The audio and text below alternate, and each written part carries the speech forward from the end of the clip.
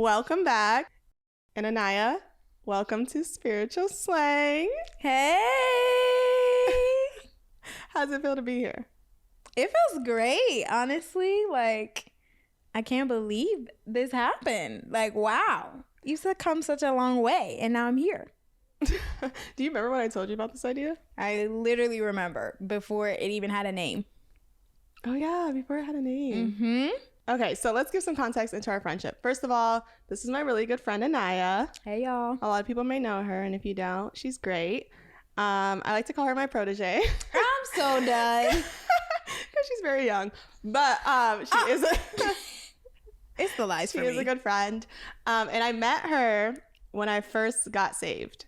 So when I first got saved in like 2017-ish or whatever, I started going to the one online church, or it's one online now, but it was like one LA at that time. So I started going there and I wanted to get plugged in, and I got into a small group and she was there and we just hit it off. I think it was our sense of humor. Yeah, it was definitely the jokes. It was the jokes. It was definitely the jokes. And after that, the rest is history, literally. Like, we just started hanging out and we became really good friends. And that was before I even knew what my purpose was.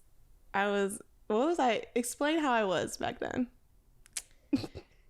I think you were just kind of like figuring it out, you know? Like, I think we went to an event. We didn't even know each other that well, but like maybe we had like one or two small groups, and we went to an event and we were like, okay, like we're just trying to figure out like how this new phase of our life looks, like how this new place looks, just like really being dedicated to God, but also still like having fun and laughing all the time and just being funny. So I think you were funny, but you were also still a little like, not shy, but a little more reserved. I was waiting for you to say that. I was like, I wonder what you're going to say. Yeah, you're definitely more reserved. Like, you've definitely become more like bubbly and more confident. And yeah.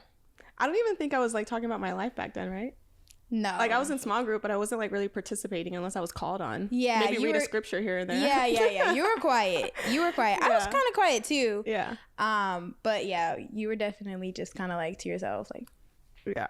I think it's funny that you said like find that new phase of like life, because Aniya grew up in the church. I didn't grow up in the church. And you had like a very, like, you went to Sunday school, you knew the Bible by the time I met you. I feel like you were very like aware of everything in the Christian world, and you grew up pretty strict Christian. Was it pretty strict, or just like relatively? Yeah, I mean, we like, I don't know if it was like strict, but we definitely like followed the Christian life to the best of my parents' ability. So the reason I say that is because it was like interesting for us to be in a very similar aspect of life, of like trying to find community in church, and like a new church essentially for both of us, looking for kind of like our purpose at the same time, but coming from different backgrounds. Yeah. And I was older than you, and I had lived a relatively different life than you, because I think you were still in college when I met you. That's but crazy. I wasn't. And I had come from this like really wild lifestyle, and Aniya didn't really have that, but she did. It wasn't like you were like goody two shoes either. Like you did your thing. Yeah. Am I right in saying that? You know, we all have a testimony, okay? So I just think it's just like, it's like God, that's just God. Like when he brings two people together that have really not that many similarities or like upbringings or anything like that, other than the fact that we're Valley girls. 818 to the day I die. And that's what we bonded over.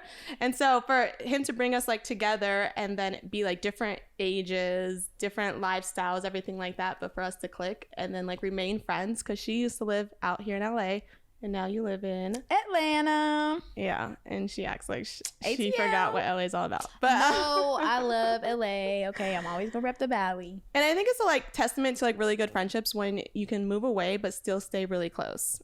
And so we've had hour-long conversations. We've gone, we'll just like say it a little bit now, but there was a season of our life in 2021. My God. Drifted a little bit. Just a little. And we would go to bars, but she was in Atlanta and I was in LA, but we would be on FaceTime. And we would go to bars by ourselves. But we never actually ended up there because they were like too crowded or something. And so then I would end up going in and out. But like, and then we would buy those same margaritas from the store. Yeah. And then we would drink those and try to go out. Don't do that. But it's like testament to just like really good friendship that like you can move away, find new friends, find new community, find a new church and everything like that. But we're still really close. Yeah. Shout out to FaceTime. Yeah, FaceTime's the plug. But all right, so let's get started.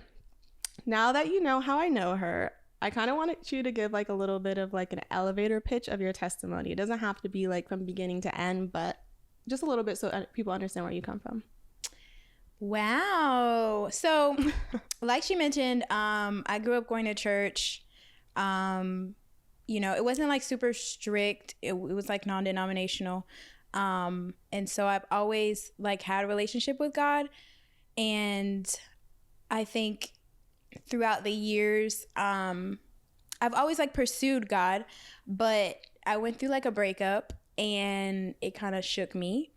And I realized that like I during that relationship, like I drifted from God for sure. And so after that breakup, I was like that was my moment of like full surrender, where I was like, you know, God, I need you to get through this, but also like I do want to live my life for you. Like I'm really serious about my relationship with him and my walk. So I kind of came back to God and has been pursuing him ever since. And we were actually like, we didn't know it at the time, but we were kind of like in a similar place like when we met. Yeah. Because that was like, you know, a little bit after my breakup, but like that was the point where I was like coming back to God for real. Mm-hmm. So it's just funny how we didn't know at the time, but we were kind of in that similar place. So yeah. So I found one LA and then found community and like really went after God at that point. And I was like in college. Nice. Yeah, that is so funny that I forgot. I didn't even think about that we were in that similar place. And as I spoke about on the testimony episode, not the reason I came to God, I won't put it on that, but I will say like, ain't nothing like a breakup to send you to the Lord. Listen. A breakup will have you at the altar. Okay. When you have you don't have anywhere else to go, like a breakup really sends you to the Lord. I can't even put it into better words other than that. And I think it's probably just because it's such a painful feeling to have. Yeah. And I think before you're even with the Lord and you have a breakup, you feel like people that you're in a relationship are your everything. Mm-hmm. And so then when you lose them, it almost feels like you're nothing. And like, I think that's why it's like a lot of times we do end up at the altar, we do end up at the Lord because we're like trying to find something. We're trying to find like home. We're trying to find like ourselves because we feel like we lost it. Yeah, I think so. And also like with my breakup specifically, like I knew that I needed to break up with that person, and like the Lord told me to, and I didn't do it. And then so afterwards I was like, God, I know your voice and I really should have trusted you. So I think for me, that as well as just like trusting the Lord when you hear his voice, and like it hurts when he tried to warn you and you don't listen to the warning. Mm-hmm. So for me, that was also another part of it.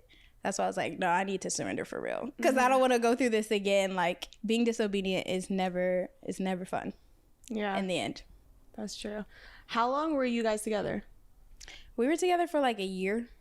Okay. And then when God first told you to break up with that person, how long before you actually did it? A year. No, I was kidding. It wasn't a year. It wasn't that long. It was like maybe a month. Uh-huh.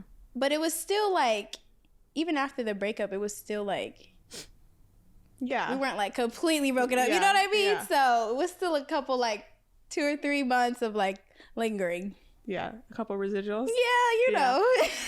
that really is how it goes. Okay, that's so interesting. I'm trying to think like when I broke up with my boyfriend at the time. Well, I didn't know God, so you were listening to God, and I didn't know God at the time. That was God, but then as I started to walk with God, I realized it was God, but it was all God's doing, and I already talked about that previously. But That's wild. Okay. So I have a couple of questions. So this is a very casual episode. So there's a couple of questions I have for you, but we'll just see where the Lord takes us.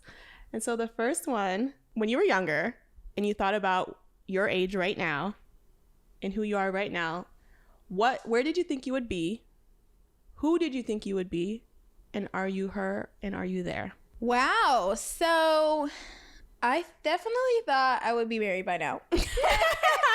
Okay. I was like, okay, let's keep it real. Like, I was like, oh, look, I'm going to get married young, about 23. I'm going to be married. I'm going to be working, doing my thing.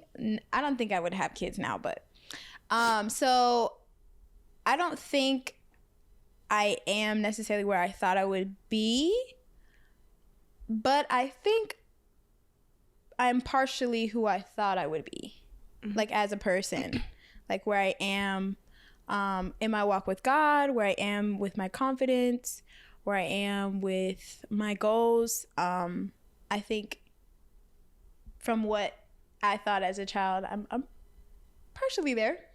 Okay, so you're partially there as the person, the woman that you envisioned yourself to be, but you're not there like physically in like, the stage of your life. And if you really think about it, how does that actually make you feel? That you're not married right now. Yeah. And I know, just so the people know, that it is a desire. We've talked about it many times. Sorry to put it out there. No, let's put it out there. Just in case. Let's put it out there, okay? But it is a really strong desire of your heart, and it's something that you looked forward to when you were younger and hoping by a certain age you would have. So how does it, like, if you really think, and you can think about it for a second, like, how do you actually feel about that you're not there?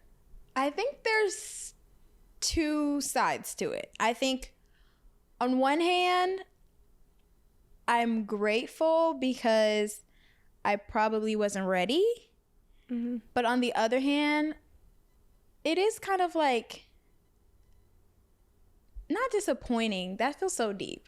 But it is kind of like, dang, like, I wish I was married. You know, like, I feel like now, especially now coming into this year, I'm like, God, I'm ready. Like, why are we not doing this? Like, why is this not a thing? You know what I'm saying? Yeah.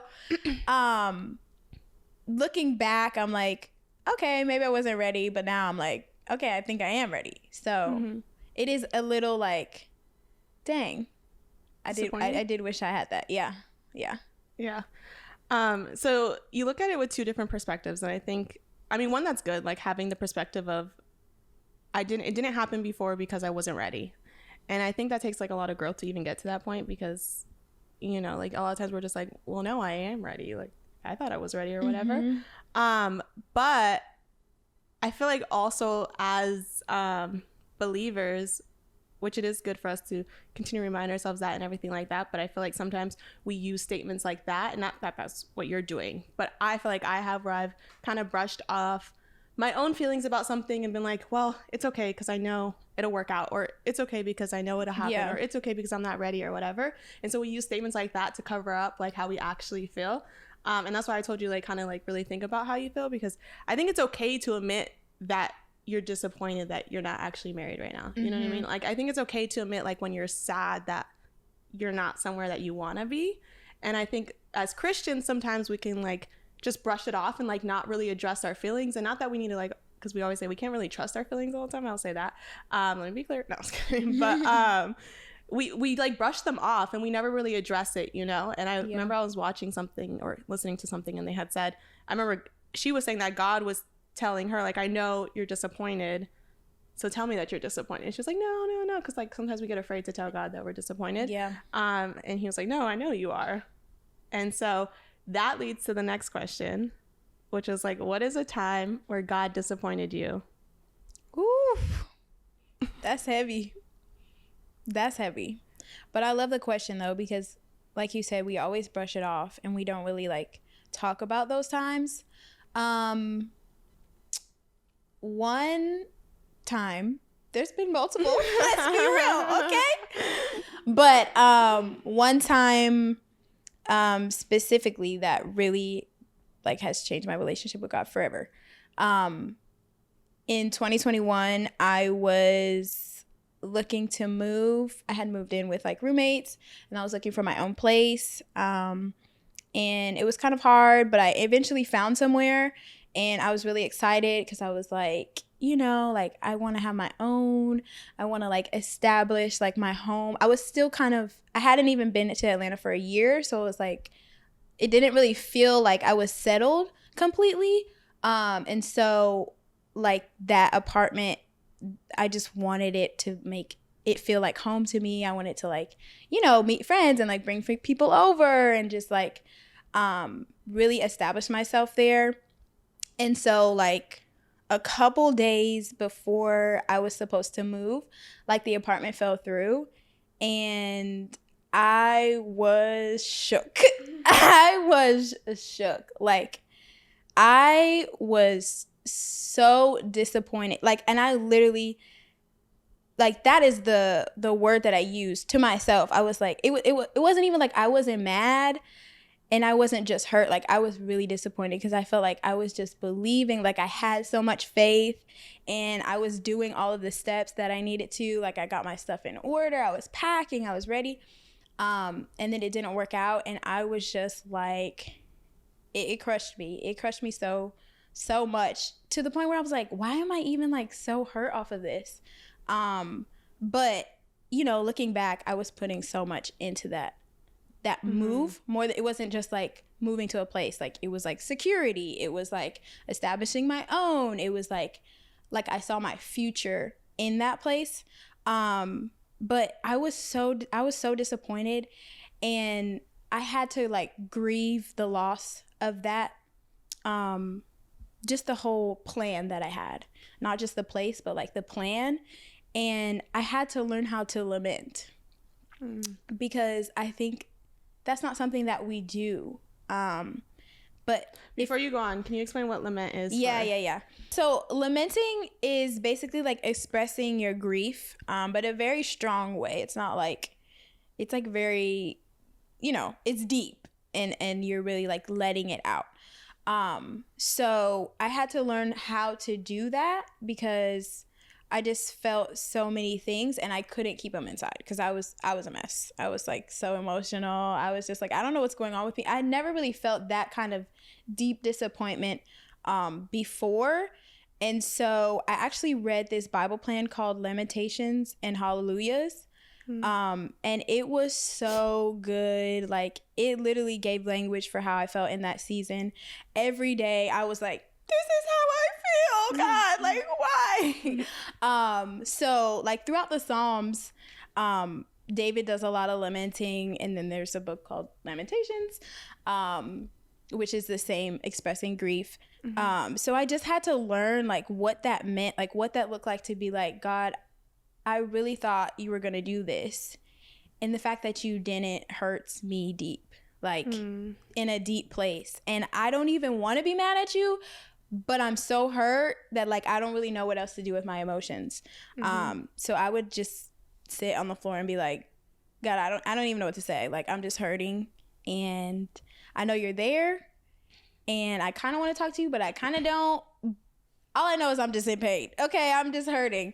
But I think through that process, through that season, I've learned to become a lot more vulnerable with God. Like you're saying, that girl said, like, God wants you to tell him that you're disappointed. I think if I wasn't honest with him, I probably would have always had in the back of my mind, like, this kind of fear of like, oh, is God going to disappoint me again? God going to disappoint me again?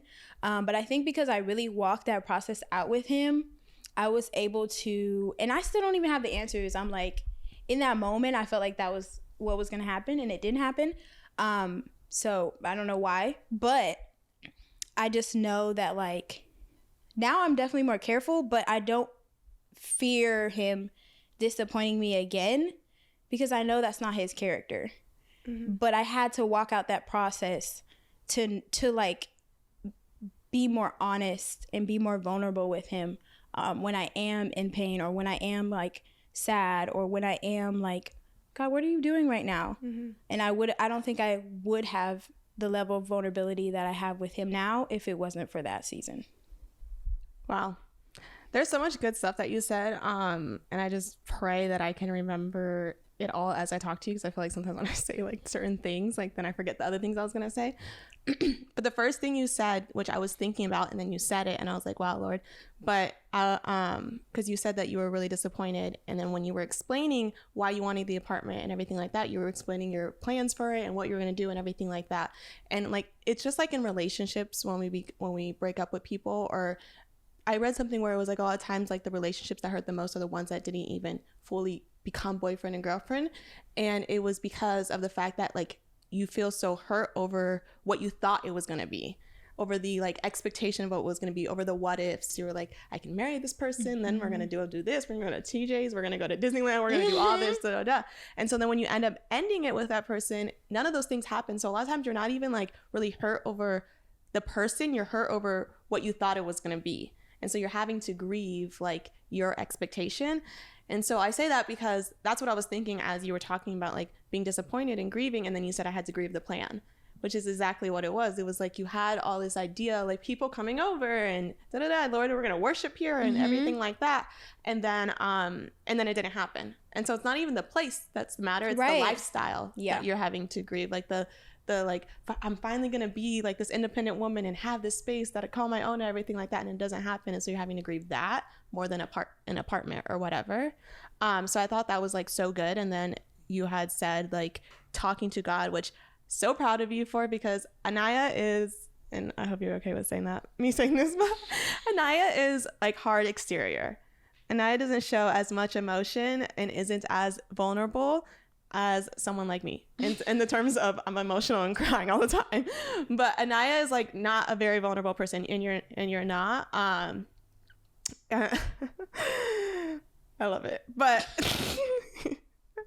you're still so loving and everything, but you're just not like you don't express your feelings the way I do. You saying, God, like, I'm disappointed in you, it's like being vulnerable, and it takes a lot to be vulnerable, especially to God, because a lot of times we're like, well, he knows best, and it's like he does, but I thought you were gonna do this for me and it didn't happen. And so I thought that was just like so beautiful, and I was so proud of you for that, because I know it takes a lot to be able to even say that to God, and to anyone really. Like to tell someone that you're disappointed in them is really hard. Yeah. But to say it to God when you know like he's a good God is hard. Yeah. I think that was like the hardest part, because I'm like, I know the character of God. Like I know his plans for me are good. I know that he doesn't want to hurt me. But it hurts. So it's just like, I can't deny that I feel disappointed in you, but it's like, God is so good. You don't feel like he could do that, but your emotion is still real. So it's kind of like that like line. But again, just being vulnerable with him and just being like, this really hurt. And I know that's not your character, but this is still how it made me feel. Yeah, exactly. And it just reminds me of, I'll share in a time, because it's like very similar, where I had to tell God the same thing. So a year to 2 years ago, my grandpa passed away. But I remember we were praying for him. Well, the time that he got sick, he was actually in Colombia. And so none of like my mom or her sisters or anything were out there. And I remember, and you remember this time, but I remember my mom and my sisters, like, and my family, like, looked to me to be like the person to pray, because they knew like I had this like relationship with God, and like that like what life was like for me. And so we were getting on the phone every day, and it could have been, I think it might have been like a couple times a day where we were praying, and I was truly believing. I was like, Lord, I might go out there and lay hands. No, but I was like truly believing like he was gonna get better. Like, where two or more are gathered, it says it in the Bible. Like, I really like want this, Lord, and I'm praying to you, and I know you're a healer, and I know you can do it, and everything like that. And it happened for like, I don't know, a few days. And then we found out that he was doing better. And then I was like, oh, my God, he's a redeemer. Prayer works. Facts. And so we found out he was doing better, and it was like, okay, great. So we continued to pray, everything like that. Like, it didn't stop. And then we found out, I don't even think we found out if he was getting worse or anything like that. I think he just like passed away. And I remember I was so disappointed. It felt like I couldn't even pray. Like, I I was like, and it's like a very weird space to be in when you're disappointed in God, because you love God and you know he's good and you know that he has plans for us, like we said, and everything like that. And so it's so weird to be in a space where you're like, I'm like kind of mad at you. Like, I'm like, like it's hard for me. It's like when you're mad at someone, it's like, I can't even talk to you right now. I can't even look at you, because it's like, it's because you didn't do what I was hoping you would do. You know, and you said in the Bible, where two or more are gathered, and it's like, and I was thinking like, oh, my family's getting closer to God and everything like that, which they were, and so I won't negate that. But yeah, so I was like super disappointed, and I remember like not being able to pray to him, but I still did it, but it felt weird. It felt like it was like my first time praying. Yeah. It's like, I'm gonna just say the basics, and then I'm gonna just. I don't have anything else. Yeah, I know you're good. And I pray you help me understand, or something like that. Like, it was like 4 words, and that was that. And I remember having to tell God too, and I was like, honestly, I'm like kind of mad, or like I'm like disappointed in you, God. And I remember I was like crying to him. I was like, I don't understand why this would happen. Like, why does this have to happen? Like, why are you doing this to me? Or like, why are you doing this to my family? And I said that like that because I was like, sometimes we're like, so is like, why are you doing this to me? You know? And it is like, it's like my grandpa, and it was like hard to see my family sad and mourning and everything like that. And so the disappointment, just to like kind of wrap it up, it's like, it's just so, it happens. And it, like you said, it's something you have to walk out with God to get over. Like, eventually you start to, even if you don't fully understand, he'll like kind of get you to a point where you're like okay with it. Like, he won't always tell you this is exactly why I did it. I think that's good too, because a lot of times people be like, you know, like one day you'll know why he did it, and like that's not always the case. Might not come. That's not always the case, and you shouldn't hang your hat on that. Like, you shouldn't necessarily expect that to come, because it might not, but you still have to walk through your process. And then walking through the process, like I said, you get to a point where you're okay with it, but like it doesn't, and then you get to build your relationship with God again, or like kind of just like, okay, God, we're good again. But I love what you said, where it's like, I'm not afraid to like allow for him to disappoint me again.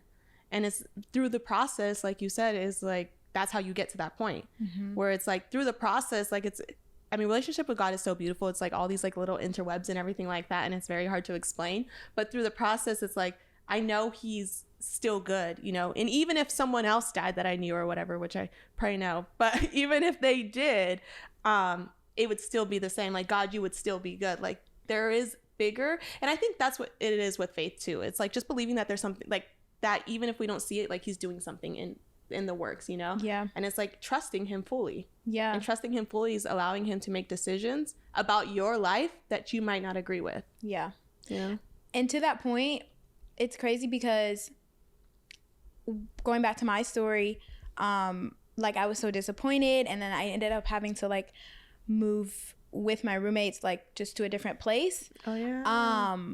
But you know, obviously like it was like a little cheaper, and like I didn't have to like buy so much stuff. But it's crazy, like a couple days, I think it was like that same week or within a week, like there were some changes in my job, and they like reduced my hours, and so I was like making less money, and I was mad about that too. I was like, let me be real. I was mad about that too. I was like, okay, God, like what is it? You know what I'm saying? But like on the other side of it, I'm like, dang, like me not getting that apartment was actually his protection, because I kind of would have been stressed out about getting furniture, and I would have been stressed out about like, you know, just paying for everything on my own.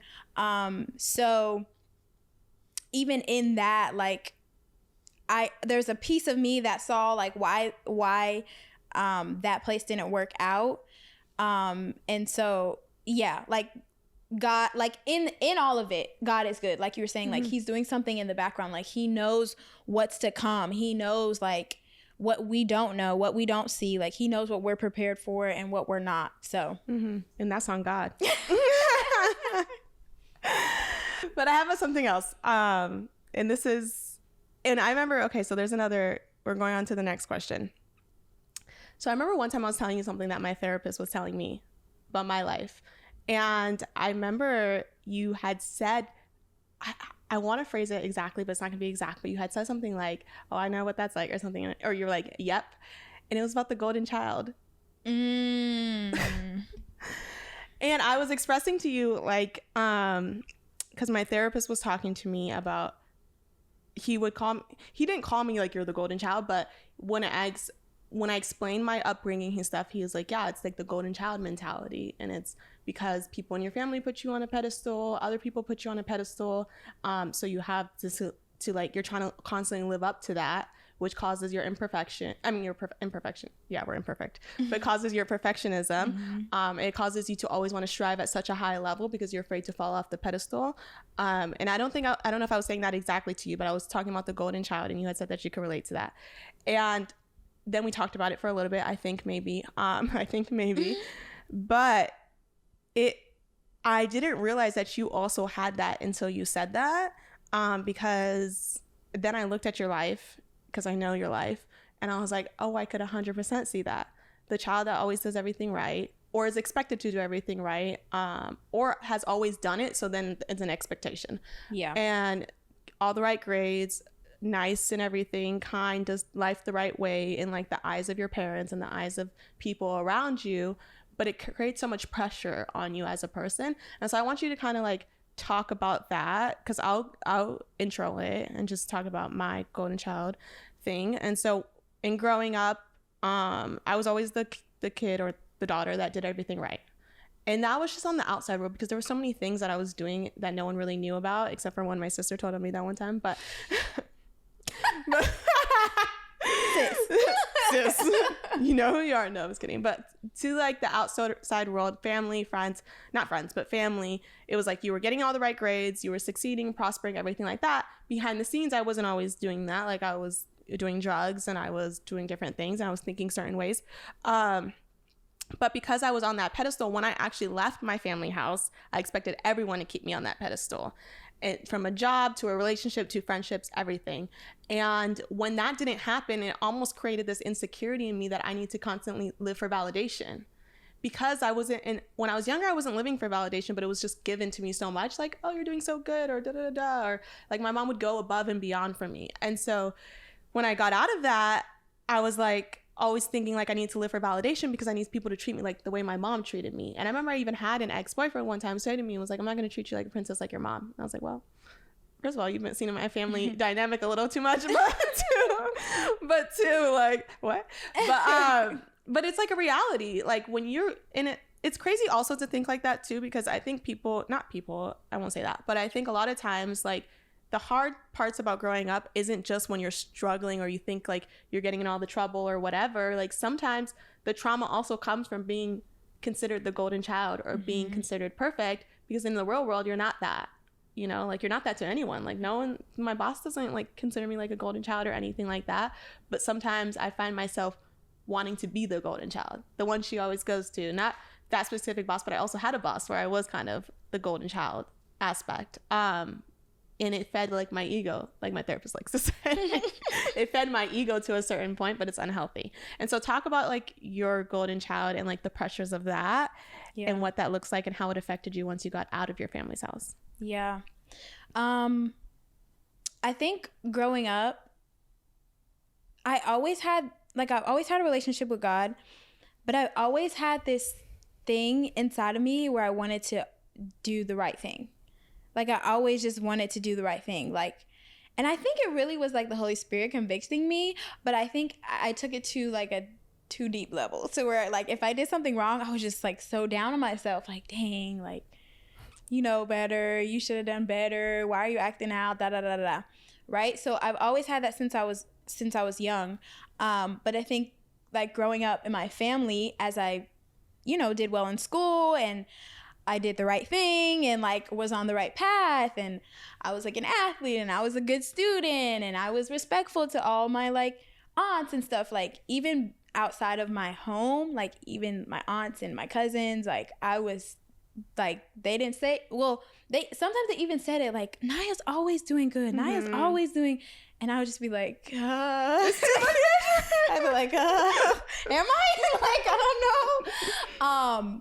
And so I think I definitely had the golden child. I was in the golden child's position without knowing it. Mm-hmm. But like you said, like internally, it created this like perfectionism inside of me where like I couldn't make a mistake. Mm-hmm.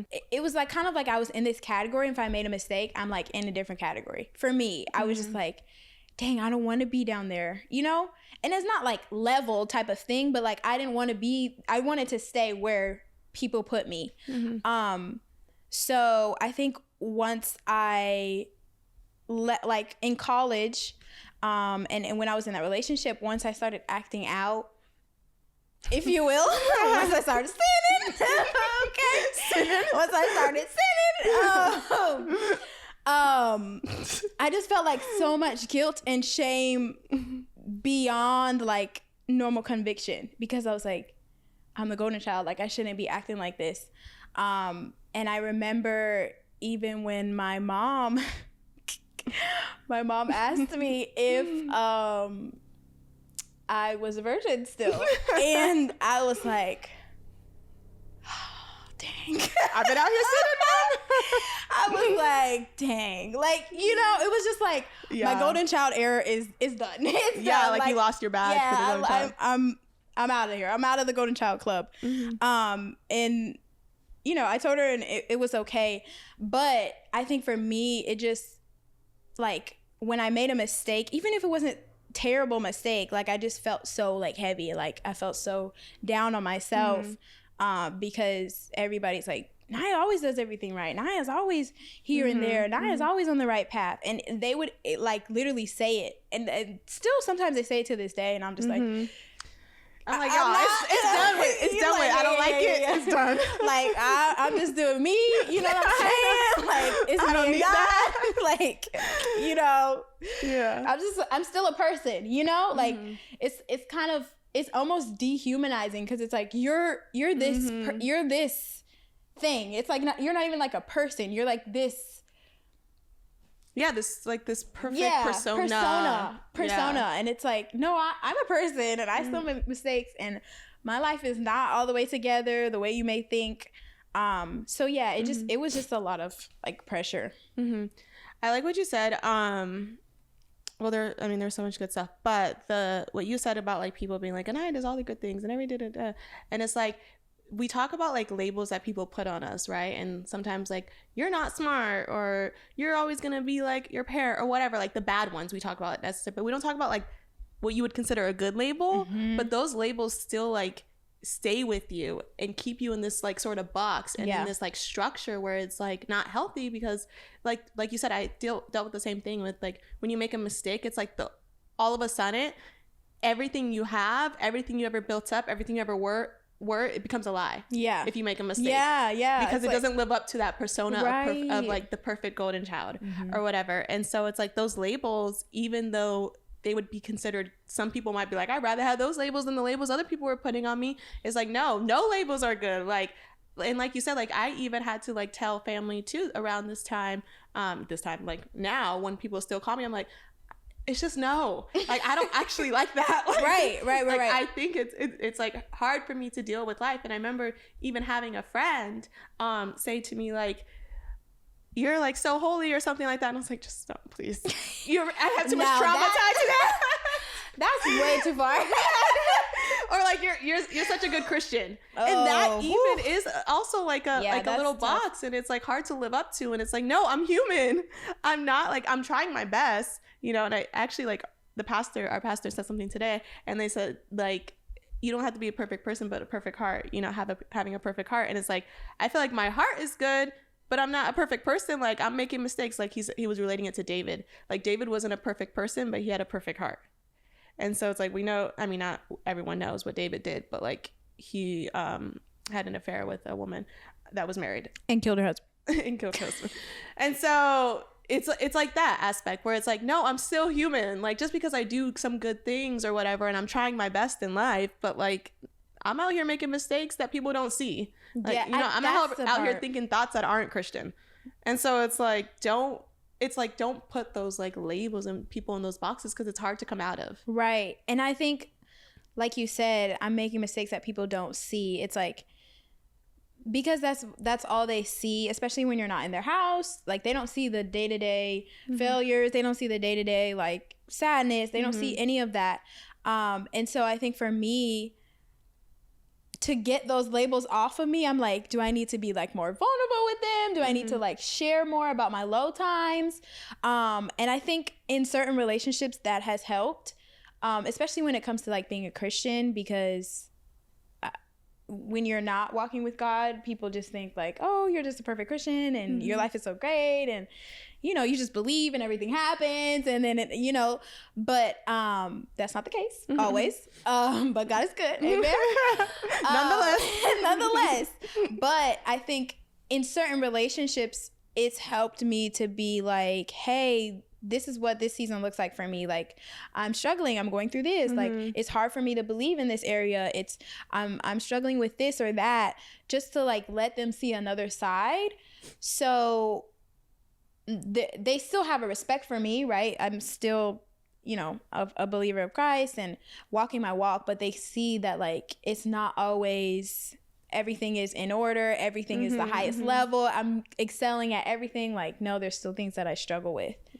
So I try to like let certain people see those things as well. Yeah, it's telling your testimony. Yeah.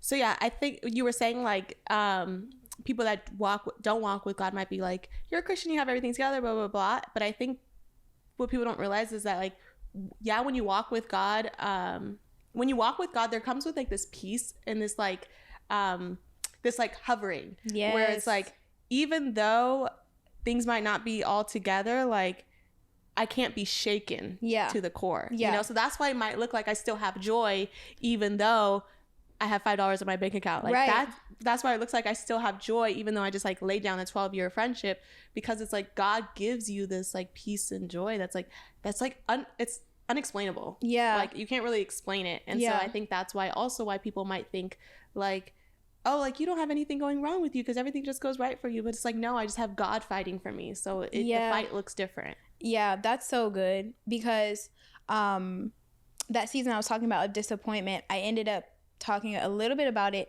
on my end of the year recap on Instagram. And some people were like, oh wow, like I didn't know like this is going on, like tell me more about this. I didn't know like Christians could feel this way. And so it kind of opened the door to like share my testimony. But yeah, like it looks like we have it together a lot of times, like you're saying, because we have peace and we have comfort through God.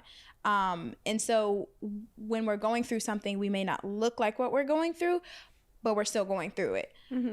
So I think that's also just the difference of walking with God and not walking with God, is just being able to have that peace, still being able to love on people and not be like angry and bitter and just wild when you're going through a tough time. So that's a good point. Yeah. Also because God is carrying the weight. Yeah.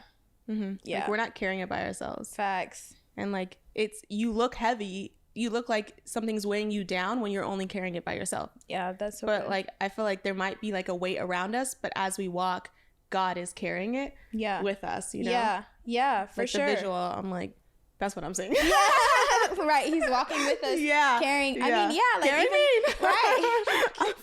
Carrying. But sometimes we got to be carried, honestly. Yeah. To be honest, like sometimes he has to carry us a few steps. In that season of disappointment, I was like, oh no, I can't move. Dragging you. I can't move. Like if you want me to move, you gotta pick me up and my baggage, like all of it. Like I couldn't. But that's such a good point, because like the word says, like, to cast our cares upon him because he cares for us.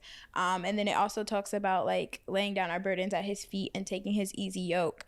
So that's really like what a relationship with God looks like. It's like an exchange always. So like, and if we do it right, we have peace and we have joy and we have comfort in the midst of storms. But when we don't do it right and we try to carry it on our own, that's when we're like struggling. And that's where we're like, God, where are you at? And he's like, I'm trying to take your stuff, but we're not letting it, we're not giving it to him. But yeah, that's a beautiful thing about relationship with God. Like it's an exchange. It should be an exchange. Like even the word says like joy for sadness, like beauty for ashes. Like it's always an exchange with him if you lay down what he's asking you to lay down. Mm-hmm. And Aya's in her Bible bag.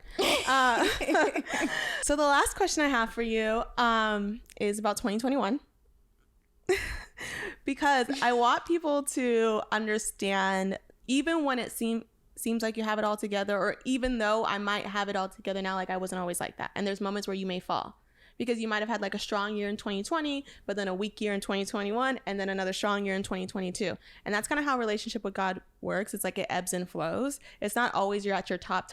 Like there's high mountaintops and there's low valleys. And so 2021 was a valley for both of us. And to give some context into that, she was living in an ATL. I was living out here. And we got into some relationships with people that weren't necessarily godly, which was interesting that we were both kind of at the same time. Wasn't full relationships, but we were dating them essentially. And I think the drift started a little bit before that though. Yeah. We had drifted a little bit from God. Now, that does not mean that we weren't going to church, because I was still going to church. Right. That doesn't mean that I wasn't praying sometimes, because I was, or that I wasn't reading my Bible. But the relationship had a blocking point, essentially. Yeah. And so it didn't feel like I was hearing him as much. It didn't feel like I was fully in alignment. It felt like I didn't have as much peace. Like I wasn't as joyful. I always felt like there was like just a bunch of things stirring in my mind. Like I couldn't find focus. And it was because, I won't put it all on that person because I don't think it was that, but it was a matter of drifting already, because sometimes we can drift from the Lord. Like that's why it's so important to be intentional about time with God. It's so important to be intentional about your relationship with God. And then when you do start to feel yourself drift, like figure out what's going on, because sooner or later we'll find ourselves deep in the deep end. So I think the drift had begun before, and then the person came and they weren't necessarily feeding my relationship with God. And they weren't bad people. I'll speak on behalf of my person. They weren't a bad person. They were a good person, but it wasn't my person. And it wasn't someone that, in a time where I felt like I was drifting from God, it wasn't good for me, because I felt like it was just pulling me further, because it wasn't someone pouring into me. And I felt like I was kind of pouring into that person, but you need to be getting filled up. You need to be getting filled up, especially when you start to drift and everything like that. And relationship with God, that's why community is so important. So you guys fill each other up, iron sharpens iron, all of those things, because walking with God isn't easy. And like sometimes you're like, I don't know how I'm going to do it. And you need someone speaking life into you. And so 2021 was hard. And then we were going to bars separately, drinking, and we might've driven while drinking a couple times. I'm good. Like, not good. I know, not good. And then you came out here to visit. Mm-hmm. We were at the club. Yeah. We weren't like clubbing. It was a bar-ish. It was like two saints trying to let loose. It wasn't like trying to let loose. Back. It wasn't like crazy. It wasn't crazy. It wasn't like we put on a tight dress and we were in the club. We were still like relatively conservative. But we were drinking and we were going out. We were just in spaces that we probably wouldn't go in now. And then we were drinking and then driving. So tell me about 2021 that year, because I just want people to understand the whole point of this is that like what it looks like to be where we're at right now doesn't mean that like next year we could be really low, because we could be really low. Not that God still won't be with us, but that's just how life is. Like that. 2021 was a wild ride. I first moved to Atlanta in January, and in January me and God were like, here, like I heard the word of God to leave. I left. I moved to Atlanta within a week. And then, I was just kind of like getting my footing, but I was still in my word, still reading, spending time with God. But I think as the months kind of progressed, it was just, I just felt like I was drifting. Like, I just felt like I was just getting further and further away from him. It was hard for me to find like a church in person.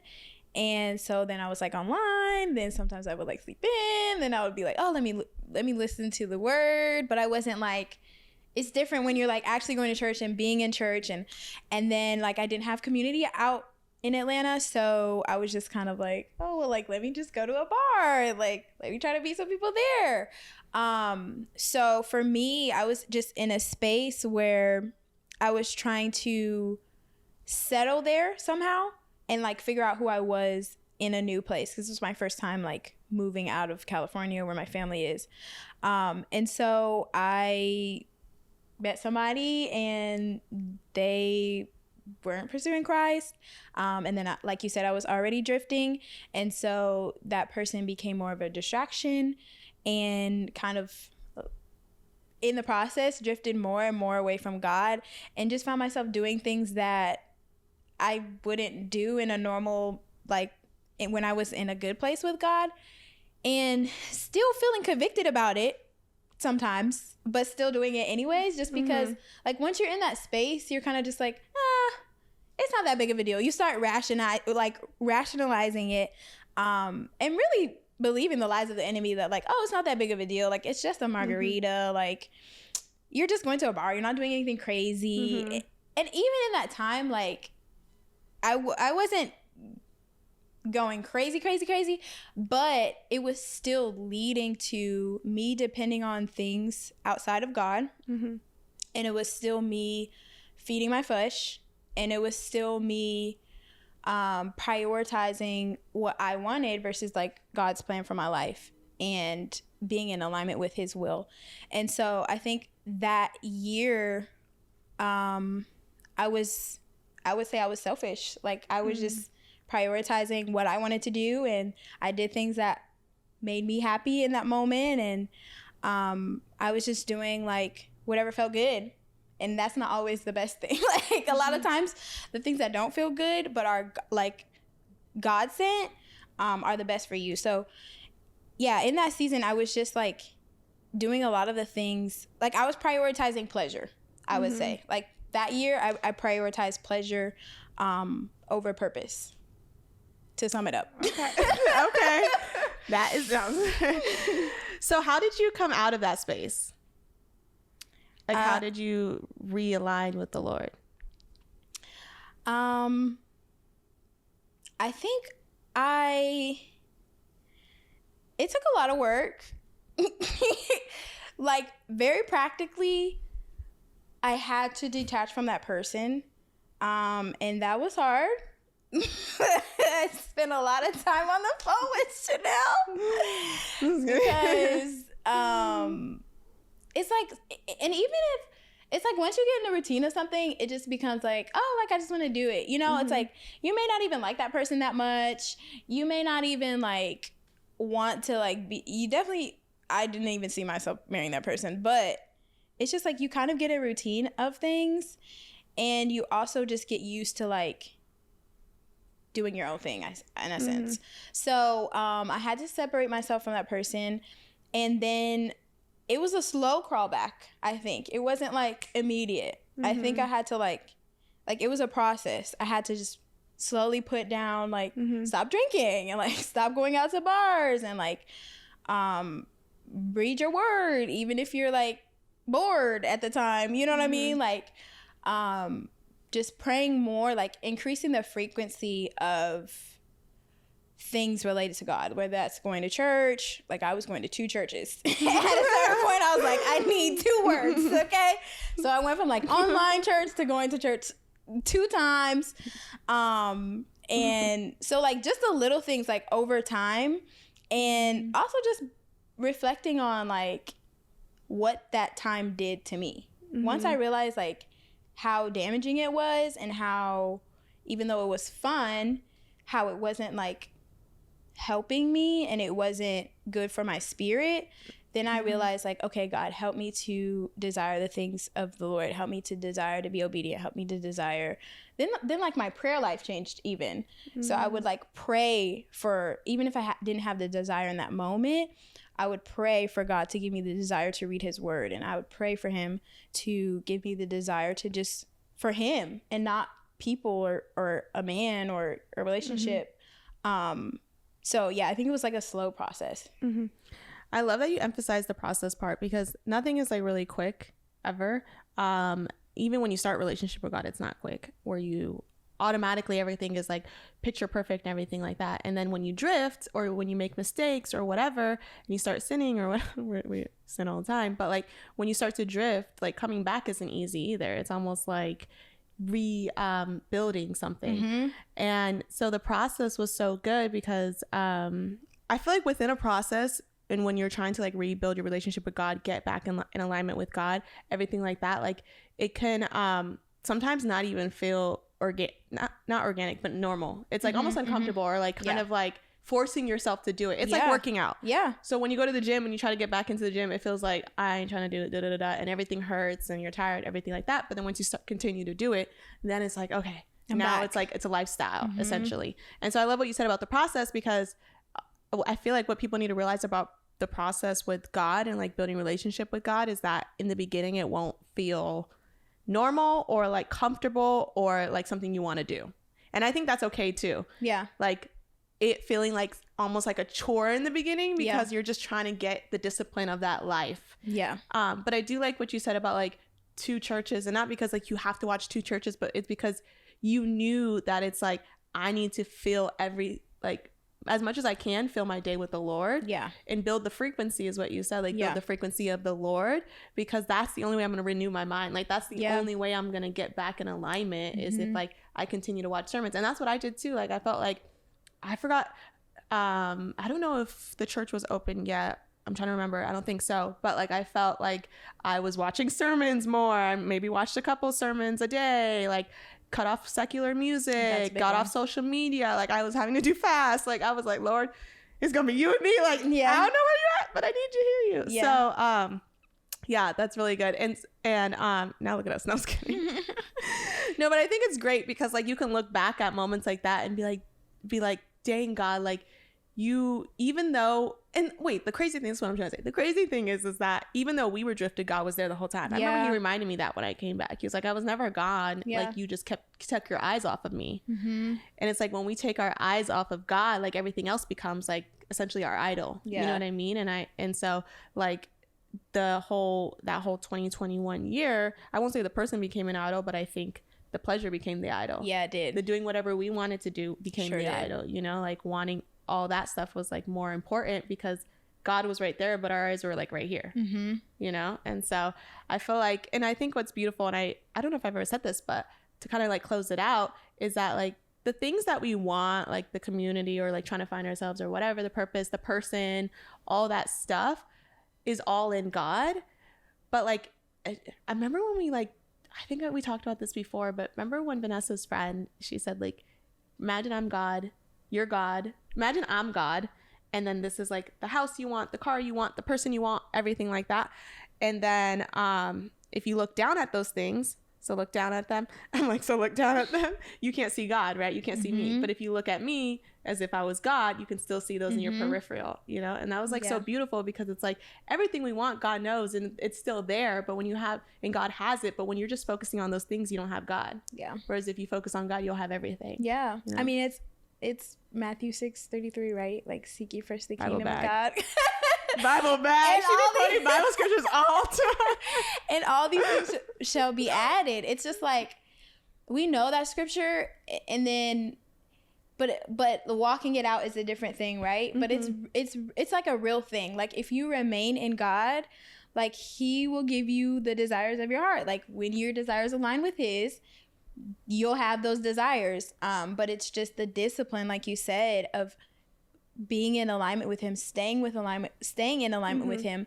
And I just want to add like what you said about just being disciplined in that time. Like it's okay to feel like this Bible, like me reading this Bible is so hard, like right now, you know, like sometimes we're just like, it may seem like you gotta reread the same word 5 times because you're like, dang Lord, I'm distracted.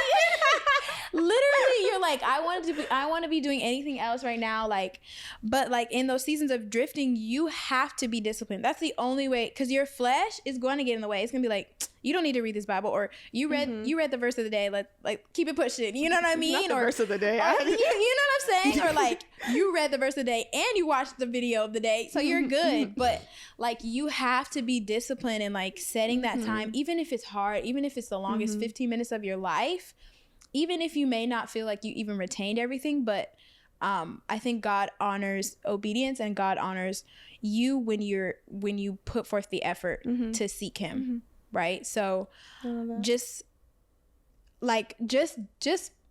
have to push past your flesh, and you have to do the uncomfortable thing to see him again, because it's not like he left.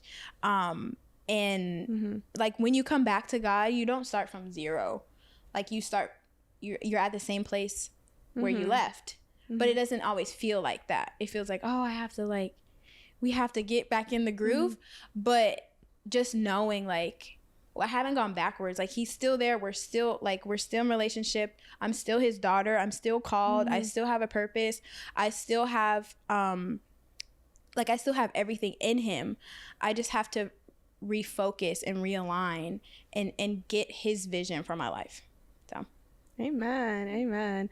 Alrighty, well, I think that's a wrap. Do you have anything else to say? No. I said everything I needed to say. I left it all on the stage. Yes, I poured it all out for y'all. Well, thank you for coming to Spiritual Slang. A very special. Oh, did I mention this yet? Remember when we used to practice? Yes. Y'all. Okay, we'll end on this like little story real quickly. Basically, when I found out I was going to do Spiritual Slang, I don't know if it was directly after, but it was before I even started, I'm pretty sure. I think you were in my living room one time. Yeah. We've done it multiple times. Yeah. I think it was, I'm pretty sure you were in this living room, or maybe we were on the phone. I think you were in person. Yeah, you were in person, because you might have been on this couch and I might have been on the floor. And I literally said, and we were practicing, like, as if I was like, welcome to Spiritual Slang. Yeah. And then you were like, hi, thank you for having me. I'm happy to be here. No mics or anything, but also it was just our sense of humor, because we were just joking around, but also like kind of serious. So it's so funny. Full circle moment. Yeah. Full circle. That's the God. That's the God we serve. That's the God we serve. It's crazy to see, like, it's really happening. Like, it's here. Like, years ago, we were joking about this. Joking-ish, playing around. This was like 3 years.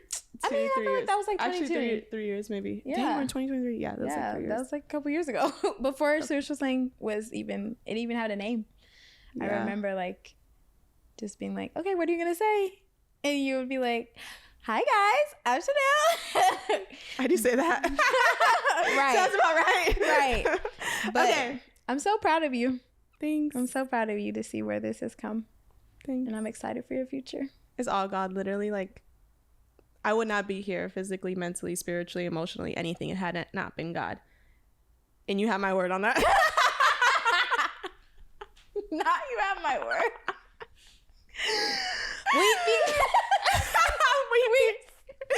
All right. So let's close out the episode.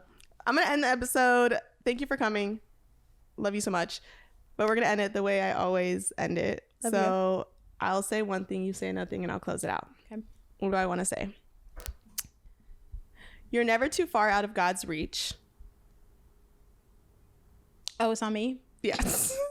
You're never too far out of God's reach. Doing the hard things are always worth it in the end with God. Ooh. Stay prayed up.